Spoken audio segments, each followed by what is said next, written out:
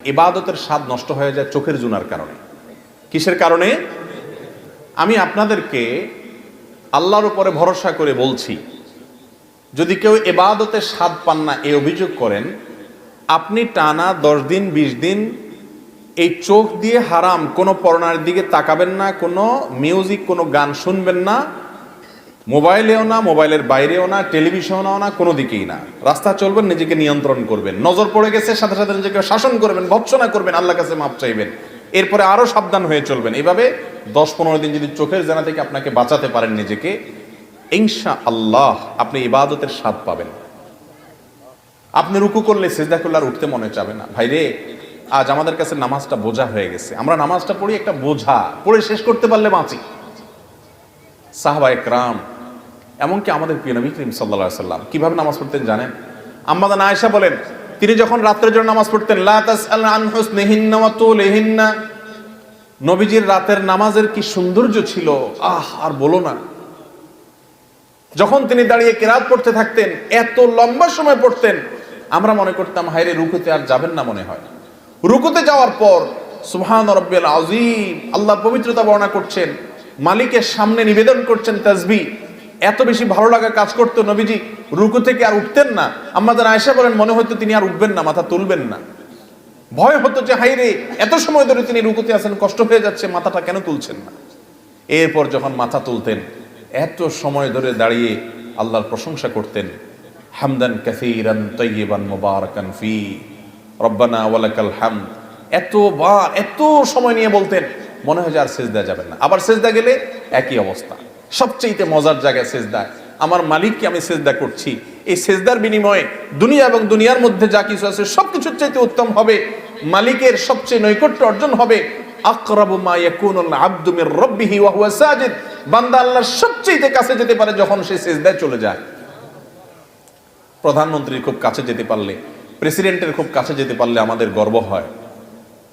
দুনিয়ার প্রধানমন্ত্রী, দুনিয়ার প্রেসিডেন্ট, দুনিয়ার রাজা, দুনিয়ার সমস্ত মানুষের মালিক যিনি, বাদশাহ যিনি, রব যিনি, সবাই যার গোলাম সৃষ্টি, সেই মালিকের সবচেয়ে কাছে যেতে পারে মানুষ যখন সিজদায় চলে যায়। আপনি যদি মনে করেন আমি সিজদায় আছি, আমার রবের সবচেয়ে কাছে আছি, একবারে সামনাসামনি রবকে পেয়ে আমি নিবেদন করছি সুবহান রাব্বিয়াল আলা, ও আমার মহান প্রভু মালিক, আপনি পবিত্র, আপনার পবিত্রতা আমি বর্ণনা করছি। ভালো লাগা কাজ করবে। নবীজি সাল্লাল্লাহু আলাইহি ওয়াসাল্লাম লম্বা সময় সিজদা করতেন, উঠতে চাইতেন না। আর আমাদের অবস্থা হলো নামাজ তাড়াতাড়ি করে শেষ করতে পারলে বাঁচি। নামাজের পরে যদি বৃষ্টি হয় তো মসজিদের দুয়ারে এসে সবাই এমন ভাবে একত্র হয়, মনে হয় জেলখানায় আছে, বাইরে হওয়ার জন্য সবাই পাগল হয়ে গেছে। ঠিক না ঠিক? ভাইরা আমার, এই ইবাদতের স্বাদ নষ্ট হয় যে কাজগুলোর মাধ্যমে, তার মধ্যে অন্যতম একটা কাজ হলো চোখের গুনাহ, যেটা আজ ব্যাপক হয়ে গেছে। এই জন্য ইবাদতের স্বাদ নাই। আল্লাহ আমাদেরকে চোখের জেনা থেকে বেঁচে থাকার তৌফিক দান করুন।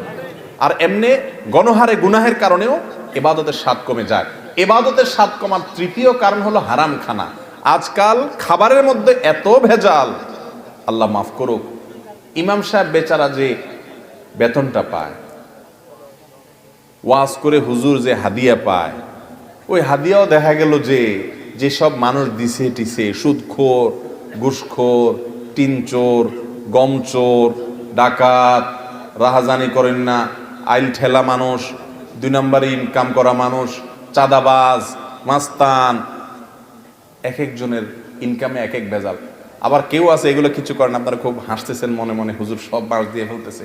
আপনি নিজেও যে বাঁশ খাওয়ার লোক, আপনি বোনের হক দেন নাই, ফুফুর হক দেন নাই বাপের সম্পত্তিতে, তাহলে আপনিও হারামখোর, আমিও হারামখোর হয়ে যাব যদি এই কাজ করি। ঠিক না ঠিক?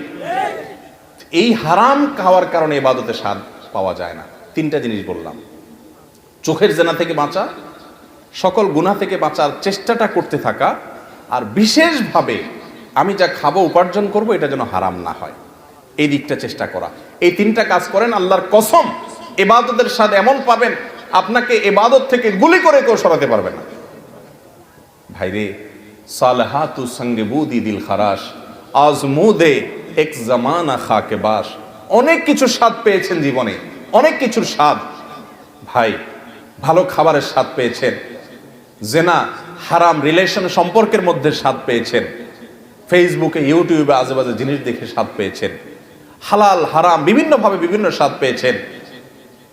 আজমুদে এক জামানা খাকে বাস, একটু পরীক্ষা করে কিছু কালের জন্য মাটি হয়ে দেখেন, একটু কিছু কালের জন্য হারাম ত্যাগ করে দেখেন, ইবাদতের স্বাদ যদি একবার পান, দেখবেন যে এর চাইতে স্বাদের আর কিছু নেই। শাহ ওলিউল্লাহ মুহাদ্দিসে দেহলভী রাহিমাহুল্লাহ, তার ব্যাপারে একটি ঘটনা বর্ণিত আছে যে তিনি বলতেন,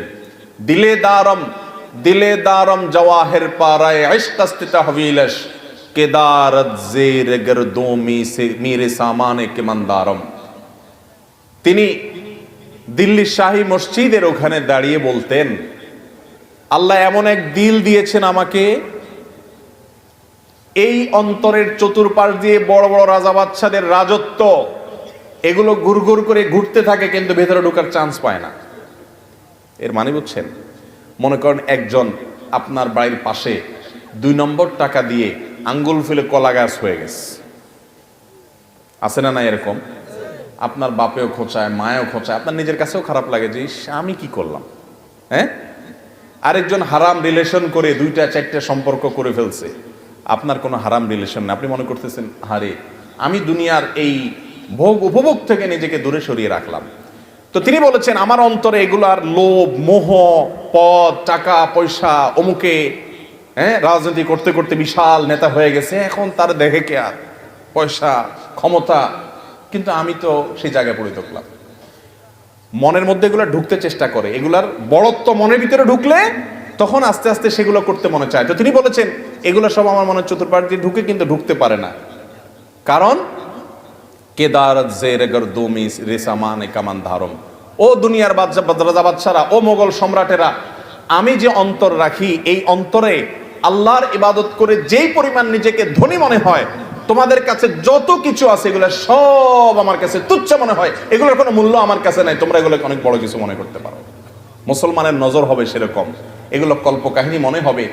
এক সময় আল্লাহর নেককার বান্দারা পৃথিবীতে যারা ছিলেন তাদের কাছে এগুলোই মনে হতো। সাহাবা একরাম, বড় বড় সম্রাটদের মাথার উপরের মুকুট স্বর্ণ দিয়ে তৈরি, মসজিদে নববীর সামনে এনে রাখা হয়েছে।